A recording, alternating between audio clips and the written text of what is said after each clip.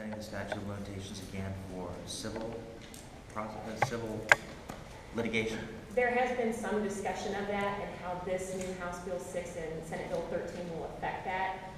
The language that we are introducing today strictly focuses on the criminal side, but make no mistake, once I get that done, we'll move on to the civil side. The marital exception seems to be obvious. Why is it still, what do you think is still involved? Because I just got here. I can't answer that. All I can tell you is that as a prosecutor, it always bothered me. I think it's something that people assumed was no longer on the books. It was removed from the force section of rape, subsection A, so that I think people thought that cured the whole problem, but it's still out there. Certainly the subsection B and C of rape still includes a marital privilege. Every section of sexual battery still has the marital language. Do you have any idea, are there any statistics as to how often this happens where a woman wants to bring charges and is blocked from it? More specific, please? When we're talking about the spousal portion of it, any idea how many women have tried to bring charges but can't?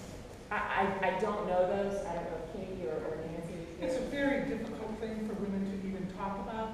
In fact, it's very difficult for women to bring charges against physical abuse. So being able to talk about the sexual abuse is extremely difficult for women.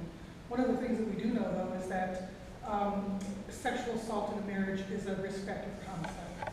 So that's one of the things that we really want to take it seriously.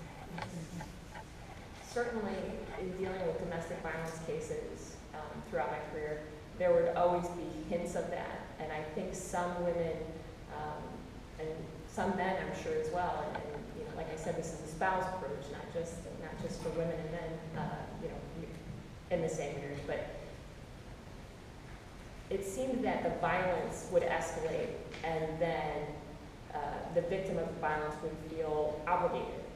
And so trying to talk to victims about that wasn't her choice to engage in that sexual activity. And that, you know, even though she felt that was part of the making up process and something she was obligated to do, it becomes part of their cycle of violence very often.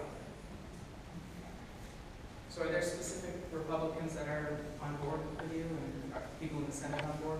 I reached out specifically to people in my caucus who were very supportive when I was contemplating offering the amendment on the floor.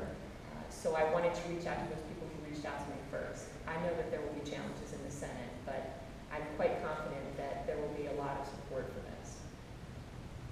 Did you give any thought to splitting the two issues, since the statute of limitations issue seems to be quite a sticking point for people?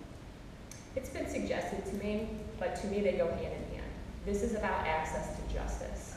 And to begin to piecemeal out what that means really sort of ignores an overarching problem that Ohio has right now for access for victims. Is the Prosecuting Attorneys Association on board with this? They are not specifically. I know that they will not be on board with lifting the statute completely. They've been very vocal about that in the past. And could you give us, as a prosecutor, how difficult would it be to bring charges and make them stick when you get beyond 20 years? It's no more different than it is to bring murder charges after 20 years.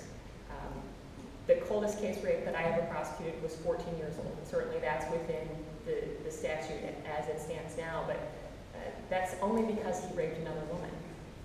I ended up with that cold case because he had done the exact same thing to a very similar victim, and we were able to trace the steps back, and we were able to prosecute that case. There was no DNA smear on the shelf that brought that case magically to life. It was the work of prosecutors and good detectives and convincing the victim that we believed her and that we cared enough to continue the case. And 14 years later, he pled guilty to it. Thank you all for your time today.